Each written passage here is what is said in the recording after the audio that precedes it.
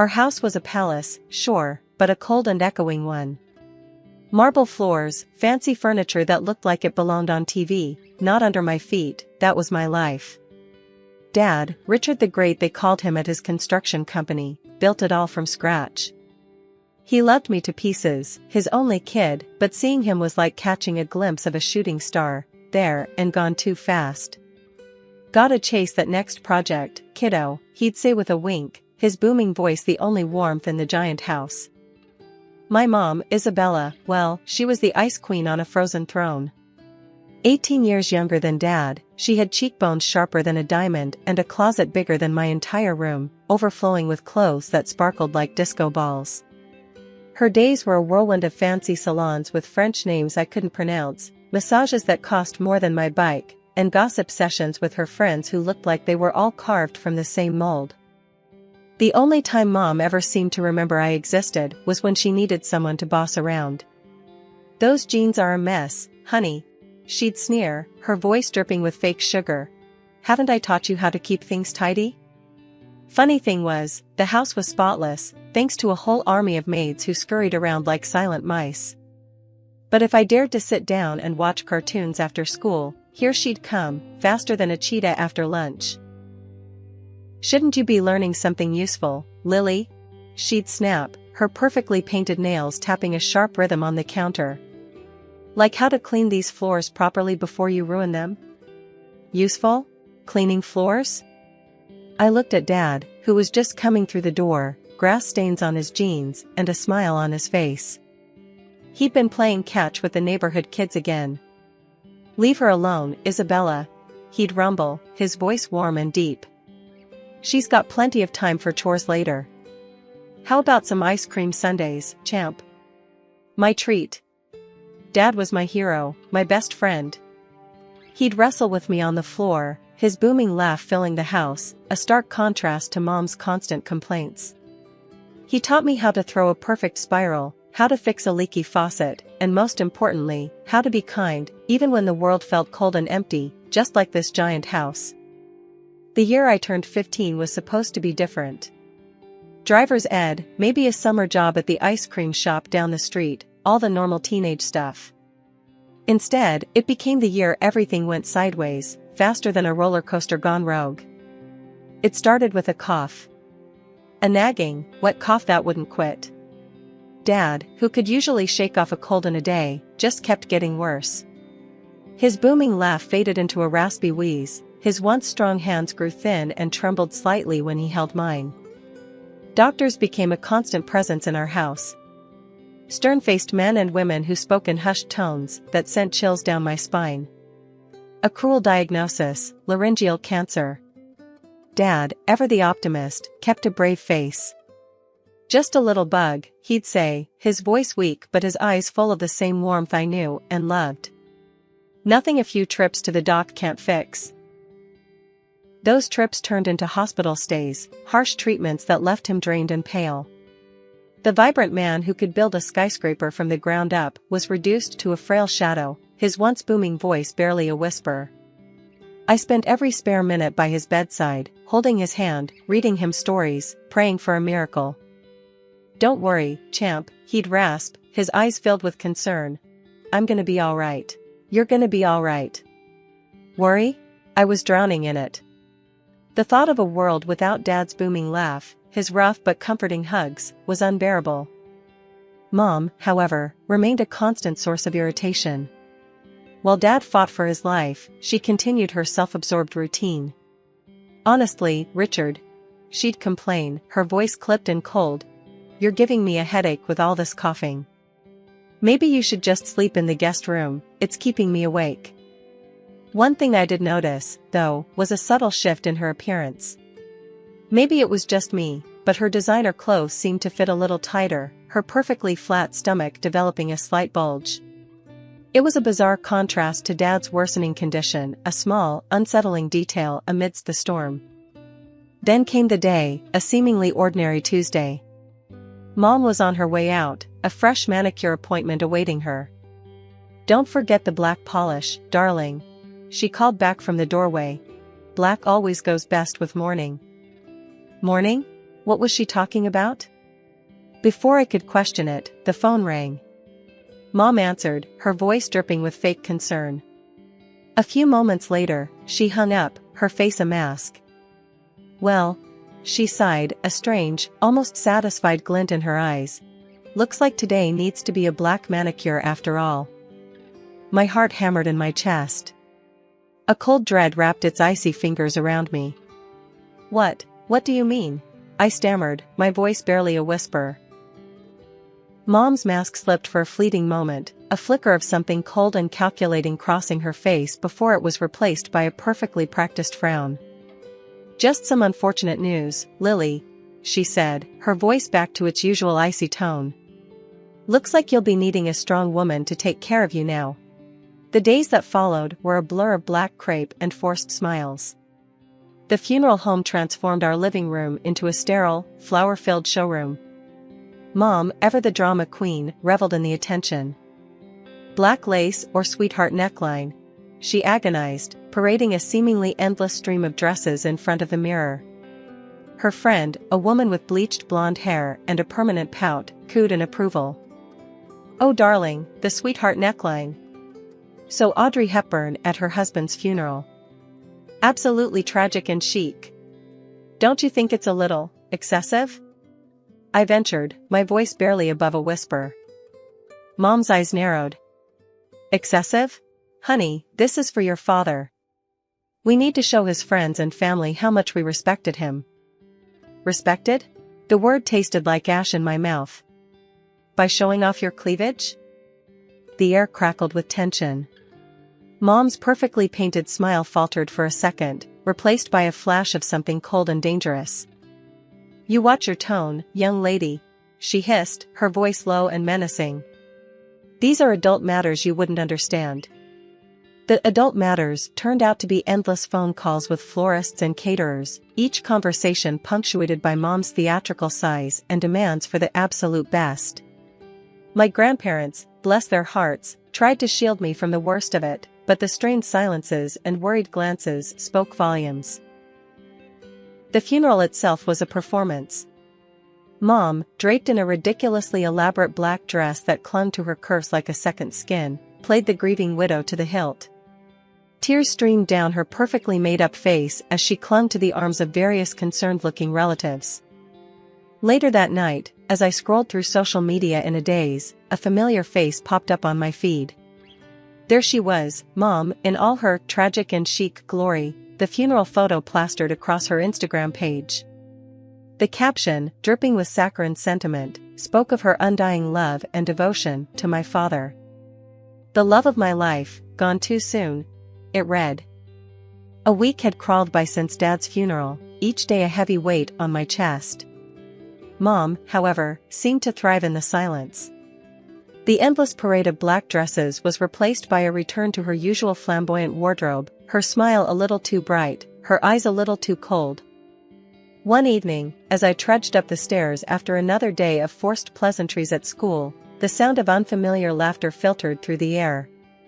I froze, a knot of dread tightening in my stomach. The living room door was ajar, light spilling out into the hallway. Taking a deep breath, I peeked inside. There, sprawled on our plush sofa, was a young man who looked like he'd stepped off the cover of a fitness magazine. He was all tan skin, perfect teeth, and designer stubble. Mom, perched beside him like a preening peacock, was batting her eyelashes with a practiced innocence I hadn't seen since I was a toddler. Lily, she purred, her voice dripping with fake sweetness. This is Michael, my fiancé. Fiancé? I repeated, my voice barely a croak. Mom's smile faltered for a brief moment, a flicker of annoyance crossing her face before it was replaced by a too bright cheer. Yes, darling. Isn't that wonderful? Michael is going to be living with us now. Michael, who hadn't even acknowledged my existence until now, finally grunted a greeting. Before I could process this latest absurdity, Mom continued, her voice taking on a patronizing tone. And guess what else, honey bunch? We're expecting. Expecting? My mind reeled. Not only did she have a new husband-to-be a week after Dad's funeral, but she was also pregnant? It was all too much to take in. "What about, Dad?" I stammered, the words catching in my throat. "Isn't this a little..." "A little what?" Mom snapped, her mask of cheer slipping for a moment. "A little inconvenient? Don't be ridiculous. Life goes on, darling. And besides..." She leaned in, her voice dropping to a conspiratorial whisper. "Michael here makes me truly happy. Something your father, bless his soul, was never quite capable of." Fury, hot and raw, bubbled up inside me. "You never loved him, did you?" I spat, my voice shaking with rage. "You cheated on him." Mom's eyes narrowed. The smile was completely gone now, replaced by a steely glint. "Perhaps," she admitted with a cold laugh. "But that's none of your concern, is it? Now, from now on, you'll do as Michael and I say. You'll help with the housework, of course, and then you'll be a wonderful nanny to your new sibling." Over my dead body, I choked out, my voice trembling with a mix of anger and hurt. "Don't get sassy with me, young lady," Mom hissed, her voice low and dangerous. "This is my house, and you'll do what I tell you, or you'll get out." The ultimatum hung in the air, heavy and suffocating. I straightened my spine, a newfound resolve hardening my voice. "I wouldn't stay under the same roof with you for another minute even if you begged me," I declared, my gaze unwavering. "You may have gotten rid of Dad, but you won't control me." Mom's face contorted in fury. "Get out then," she shrieked, lunging towards me. She grabbed me by the shoulders and pushed me out the door. "And don't come crawling back when you have nowhere else to go," she bellowed after me. I didn't answer. The front door slammed shut behind me with a satisfying thud. Snow swirled around the streetlights, casting an eerie glow on the deserted sidewalk. I was in my school clothes and sneakers, completely unprepared for the winter chill. But the sting of the cold was nothing compared to the burning betrayal in my heart. Looking down at my flimsy clothes, I spotted the abandoned garage across the street. Dad used to keep his old tools and some winter gear there. Maybe, just maybe, there was something I could use to keep warm for the short walk. The garage was a treasure trove of forgotten memories. In the back corner, under a dusty tarp, I spotted a familiar shape, Dad's old hunting jacket. It was worn and faded, but the thick leather promised some protection from the biting wind. With shaking hands, I dialed a taxi, my teeth chattering uncontrollably. The wait seemed to stretch on forever, each passing minute a small eternity. Finally, the headlights pierced the darkness, a beacon of hope in the cold night. My grandparents' porch light cast a warm glow as I stepped out of the taxi. Tears welled up in my eyes again, this time a mix of relief and sorrow. My grandma opened the door before I could even knock, her face etched with worry. "Lily? What on earth?" Her voice trailed off as she took in my appearance. "Honey, you're freezing. Come in, come in." She ushered me inside, wrapping a thick blanket around my shoulders. Grandpa was right behind her, his face grim as he took in my tear-streaked cheeks and the oversized jacket. "What happened, sweetheart?" he asked, his voice gruff but full of concern. I took a shaky breath, the warmth of the house slowly seeping into my bones. Then, in a torrent of words, I poured out everything: Mom's cold behavior after Dad's death, the fiancé, the pregnancy, and finally, the cruel revelation. My voice cracked as I spoke, the raw pain and betrayal spilling out into the room. By the time I finished, I was sobbing uncontrollably, my body racked with hurt. Grandma held me tight, her silence a comforting presence. Grandpa, after a moment, cleared his throat. "There's something you should know, Lily," he began, his voice low and serious. "Before your father passed away." He paused, his gaze flickering to Grandma before continuing. "He knew all about her cheating and pregnancy, and well..." He hesitated, then met my eyes. "He had a lawyer come in and change his will." My heart skipped a beat. "Change his will?" "Yes," Grandma chimed in, taking my hand. "You see, honey, your father loved you more than anything in the world. It means that you are the sole heir to your father's estate." My jaw dropped. "Everything?" Everything, Grandma confirmed with a sad smile. But because of your age, you can't fully access the money until you graduate from college. Until then, a legal guardian needs to manage it. Not Mom, I blurted out before he could finish. The thought of her controlling Dad's money meant for me, was unbearable. Grandpa and Grandma exchanged a knowing look. Of course not, Grandma said, her voice firm. That's why we need to talk about custody. But to take you away from your mother, we need proof of her unsuitability. Proof? I reached for my phone, a mischievous glint entering my eyes. I have plenty of that. Over the past year, in a misguided attempt to protect myself, I'd started recording some of my arguments with Mom. The last conversation, the one where she kicked me out, was there in all its ugly glory. With trembling fingers, I played it back for my grandparents. The sound of my mother's cruel words filled the room, each sentence a fresh blow. By the time the recording ended, a tense silence hung heavy in the air. Then Grandpa cleared his throat. This is more than enough, Lily. We'll get you a lawyer first thing tomorrow. You won't be going back to that house. Relief washed over me, warm and welcome. It wasn't just about the money anymore. It was about safety, about being in a place where I was loved and valued. A week had crawled by since the blow-up with Mom. One sunny and cold afternoon, as I was helping Grandma cook a pie, a loud, insistent pounding shattered the quiet. I froze, a knot of dread tightening in my stomach. Grandma straightened up, her eyes narrowed in suspicion. That sounds like trouble, she muttered, brushing her hands off the flour. Before we could even exchange another word, the front door swung open with a bang, revealing a sight that made my blood run cold. Mom stood there, her face flushed with anger and desperation. Her hair was a mess, her clothes looked like they'd been slept in, and her eyes held a manic glint that sent shivers down my spine. There you are, she shrieked, her voice laced with a barely contained fury. You little ingrate. How could you do this to me? Grandma stepped forward, her voice firm but unwavering. Lily doesn't have to do anything, dear. She's here of her own free will. Mom scoffed, her gaze darting around the room before landing on me. Free will? Don't be ridiculous. You filled her head with lies about me. Lies? I echoed, my voice shaking with a mix of anger and disbelief. You're the one who lied, Mom. You lied to Dad, you lied to me, and now you have the nerve to play the victim? You never loved me and Dad. Mom's face contorted in fury. Don't you dare talk about your father like that. And love?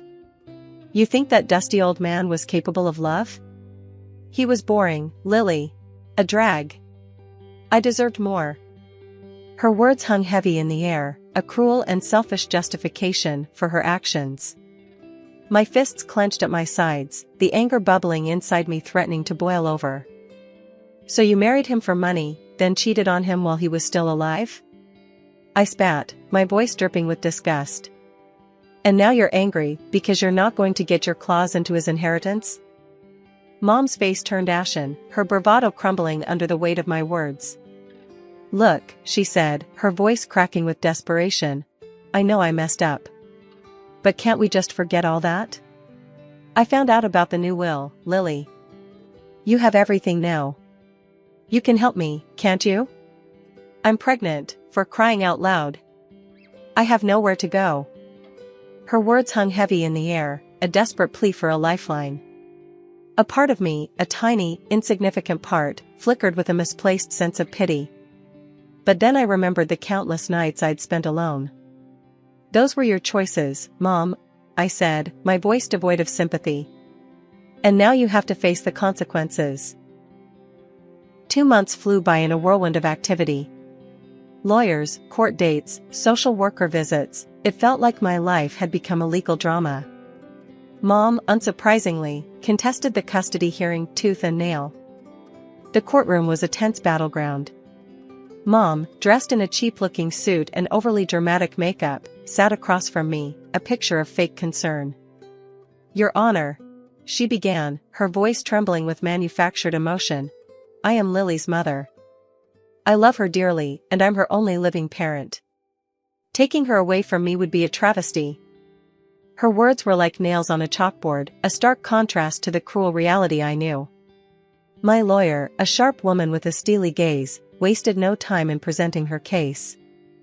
The recordings I'd made played on a small speaker in the courtroom, each snipped conversation a damning indictment of Mom's character.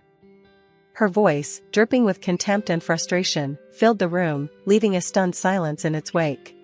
Then came the final blow, the recording of the night she kicked me out. The raw fear and confusion in my voice, the chilling indifference in hers, painted a picture 1,000 words couldn't express. As the last recording ended, a heavy silence descended upon the courtroom. Even the judge, a stern but fair-looking woman, seemed taken aback. Looking directly at Mom, I took a deep breath and spoke, my voice surprisingly steady. "Your Honor," I said. "Does this sound like the voice of a loving mother? Does this sound like someone who deserves to raise a child?" Mom opened her mouth to retort, but the judge held up a hand, silencing her. "The evidence presented is compelling," she said, her voice firm. "The recordings paint a clear picture of a dysfunctional and emotionally abusive relationship. Mrs. Miller," she addressed my mother directly, "your behavior towards your daughter has been documented and deemed unacceptable. Therefore, this court grants full custody of Lily to her grandparents, Mr. and Mrs. Thompson." A wave of relief washed over me, so intense it felt like I could breathe again for the first time in months. Grandma reached out and squeezed my hand, her eyes filled with unshed tears. Grandpa, ever stoic, offered me a gruff but genuine smile. A few days later, we stood outside the house I'd once called home. The eviction notice, a cold formality, felt like a badge of honor. Mom and her now fuming boyfriend were huddled by the door, their faces a mixture of anger and desperation. "Lily, honey, please," Mom whined, her voice laced with desperation. "Can't we just talk about this? I know I messed up, but I'm your mother. And I'm pregnant. We have nowhere to go." She gestured dramatically to her noticeably swollen belly, a desperate attempt to tug at my heartstrings. But this time it didn't work. "You had your chance, Mom," I said, my voice firm. "You made your choices, and now you have to face the consequences.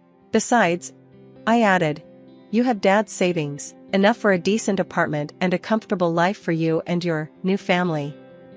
The mention of the money hit a nerve. Mom's face contorted in fury, but this time, it was laced with a hint of fear.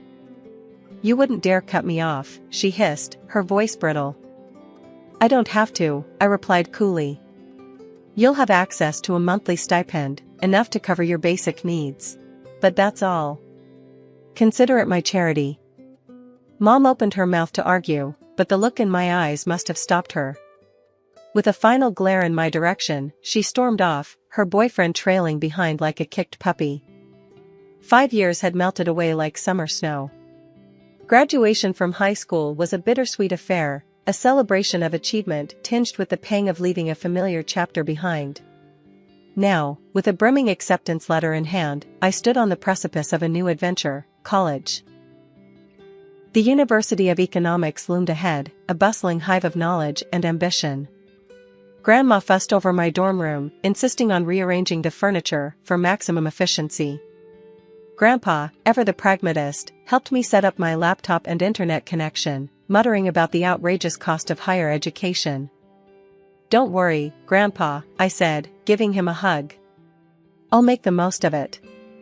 This is Dad's company I'll be running someday, remember?" He squeezed me back, his gruff voice softening. "That's my girl. Your father would be proud." The mention of Dad always brought a lump to my throat. These past years had been a constant dance between grief and gratitude. Grief for the father I barely had the chance to know, and gratitude for the loving grandparents who had stepped up when I needed them most. College life was a whirlwind of lectures, study groups, and caffeine-fueled all-nighters. It wasn't easy, but I threw myself into it with a fervor that surprised even myself. News about Mom trickled in occasionally, delivered in hushed tones by well-meaning family friends. Apparently, she'd given birth to a stillborn child, a tragedy that had only deepened the chasm between her and the world. Her boyfriend, the one who'd abandoned ship when the comfortable life in a luxurious house evaporated, was nowhere to be seen. Honestly, none of it fazed me. The woman who had borne me was a stranger, a ghost from a past life.